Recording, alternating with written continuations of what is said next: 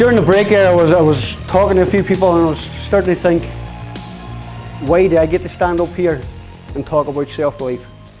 And looking around, there's quite a few friends and quite a few people I've known for a long time, and I really believe that quite a few of them should be up here talking about self-belief. But for some reason, Gary's had me talking from day one at his first event when there was 21 people. 21, don't forget the one. And I've been lucky enough to be at each one since. So for me, self-belief has a couple of different meanings. There's positive self-belief and there's also negative self-belief. So the first positive self-belief for me came at the age of 3. I was seriously ill in hospital. I was in an isolation ward, and the only people I got to see were a doctor and a nurse who came in fully gowned up. And the only other person I seen after that, the first person I seen after that was a priest who came in to give me the last rites.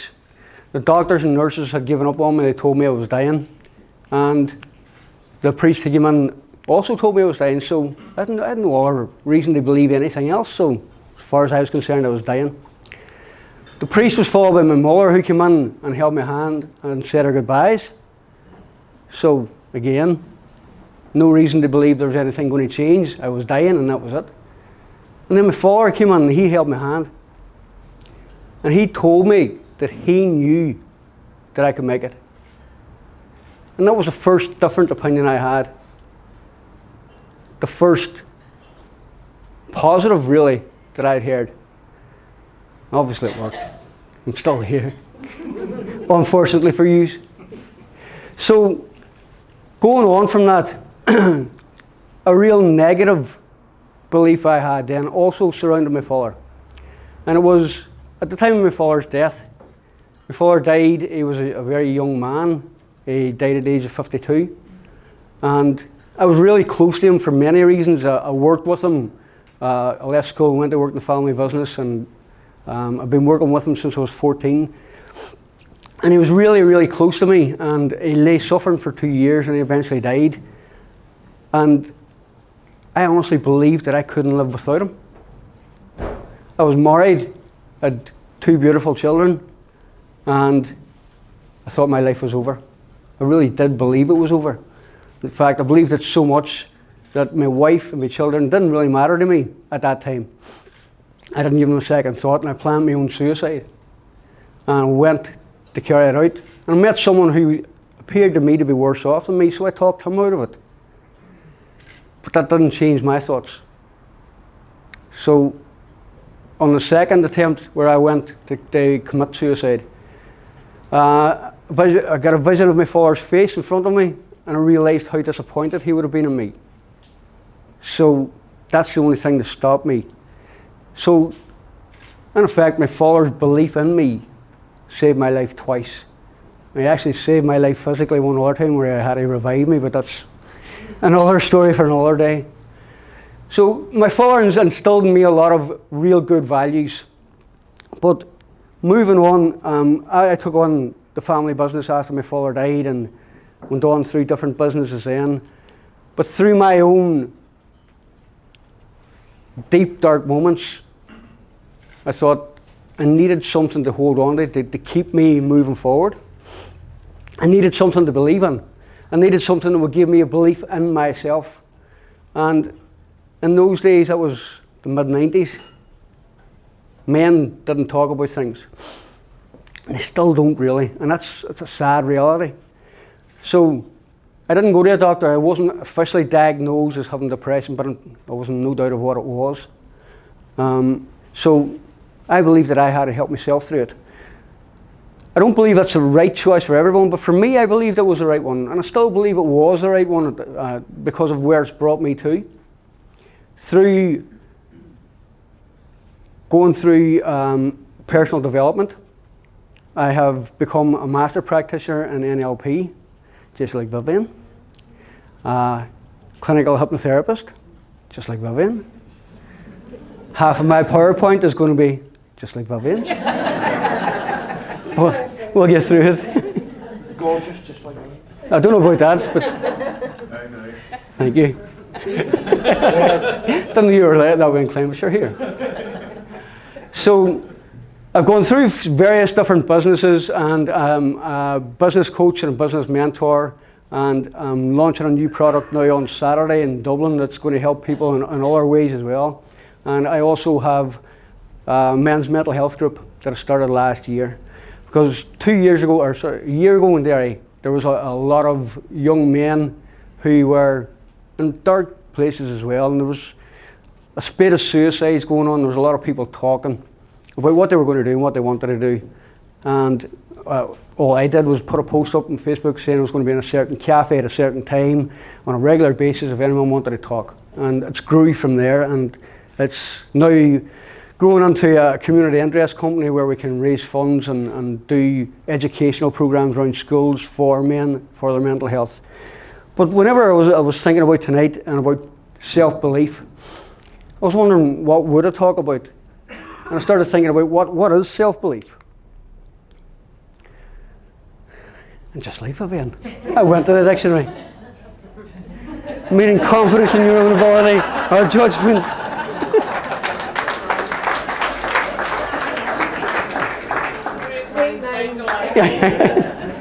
But I then went to Mind Valley.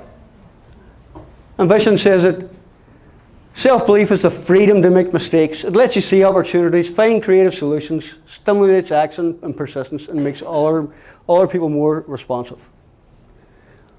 But I keep coming back to the dictionary meaning. Confidence in your own ability and judgment. But is it your own? Where does it come from? Our own beliefs, are they really our own beliefs? We've got a room full of people here. It's great to see so many people here. But we've got people here of all religions and none. But we were all born the same. Our beliefs came about by our conditioning and our environment of where we were brought up. If we had been swapped at birth with someone else, we'd have probably different beliefs than what we have now. So where does it come from? It's a state of being. It flows right through every fibre of your being, through your thoughts, your feelings, and your actions. It has been learned or programmed in, which thankfully means it can be changed or reprogrammed. So if you are at a stage where your beliefs aren't serving you, or if you're at a stage where what your actions are doing isn't serving you, isn't taking you towards your goal, you can change it. There's nothing to say you can't, as long as you have that belief. I'm sure quite a few of you know who this man is, Roger Bannister.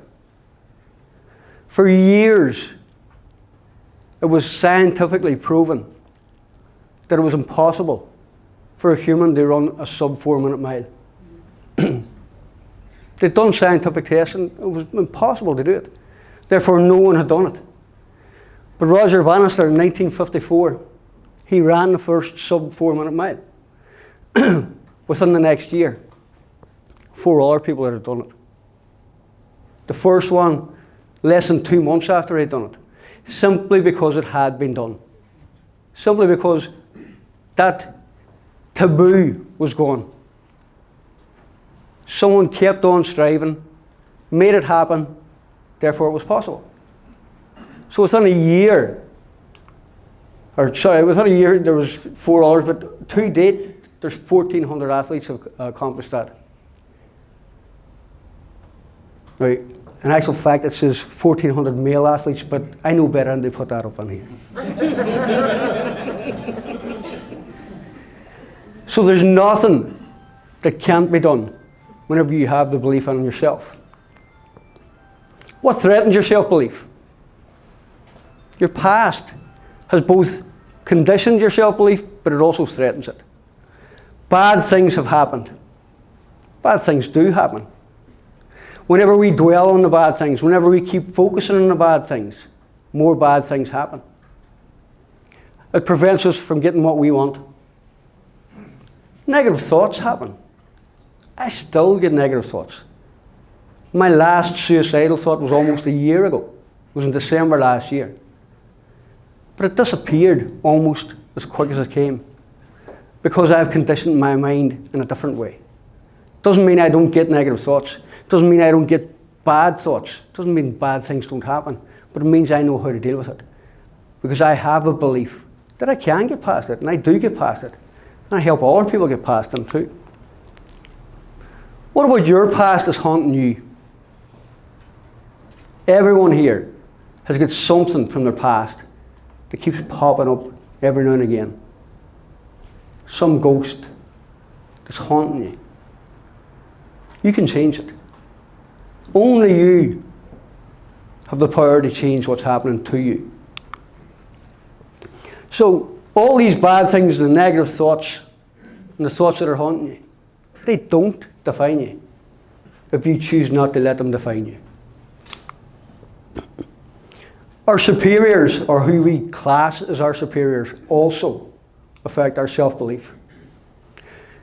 Those that we respect as authority figures, your family, your parents, your siblings, they have programmed you from an early age. I'm sure most of us can remember times whenever family, friends, parents, teachers have actually held us back while they meant good. There's a friend of mine, some of you might know him, Kenny Faulkner. Kenny will say it's like crabs in a bucket. If you have a single crab in a bucket, it'll find its way out. You put 2 crabs in, the second crab will keep pulling the first one back, and none of them will get out, and they'll die. And it's not out of jealousy.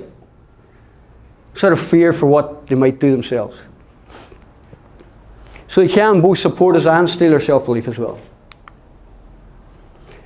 Whenever we're growing up, parents have visitors coming, and we get told, listen, someone important's coming. Don't interrupt.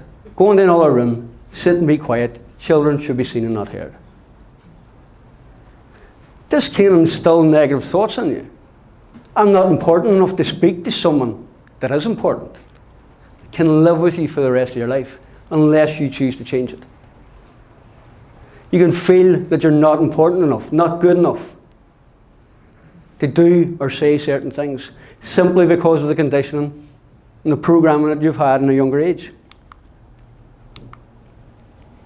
The media, because good news doesn't sell. We're getting programmed by reading, by listening, by hearing all the time. Which is why I couldn't tell you the last time I've seen the news or read a paper. I don't even, do papers still exist? No idea. I read good books. In fact, me and Seamus have been talking about different books that we've both read, and the last one was it the biology, I believe? First look on? First look on? Yeah, biology, I believe. Whenever you are reading good positivity books, and you're in that frame of mind and in that vibration, you sort of generally talk to everyone else that is, and it really boosts you. So social media can also hold you back. People living lives on Facebook and other social media that they're not really living. That creates a fear of missing out. Creates a feeling of not being as good as others, if you allow it. The people that are around us, the people most influence our thinking and our beliefs. Are you conforming to their expectations? Or are you living to your own beliefs? Are you living their life for them? Or are you making your own decisions? Now, Jim Rohn says you're the average of the 5 people you spend the most time with, but it's actually been changed recently because it goes wider than that. Because those five people you spend the most time with spend a lot of time with other people, and they're bringing in influences from around. So what's really influencing you is a massive crowd. Choose your friends wisely. You are the biggest threat to your own self-belief. If you're still holding on to old habits, old programs that aren't serving you, you're getting carried away by the misery of not having, the fear of missing out. Are you still indulging in self-destructive thoughts? Or are you taking responsibility for you, for yourself? I went out with friends one night. The next night I was out working with my uncle and he said, "Had you a good night?" I said, "Yeah." I met the girl I'm going to marry. He says, "Oh, good, you got yourself a woman." I says, "No, she's got out with my friend." Nice friend, aren't I? We're married 29 years. I had absolute knowledge. There was no plan B. There was no other option. And whenever you get yourself absolute knowledge and have no plan B, then you will have total self-belief as well. So moving forward with positive self-belief, remember, it is a state, and you can change your state anytime. Achieve a mindset of success. People have made history by doing what have been proven to be impossible. Focus on what you want, not what others' perception of what you should deserve or what you can achieve is, because they're not you. Take responsibility for your thoughts, your feelings, and your actions. If they're not what you want, change them. You're not a tree. Move. Take action towards what you want and create a feeling of absolute knowledge. Thank you very much.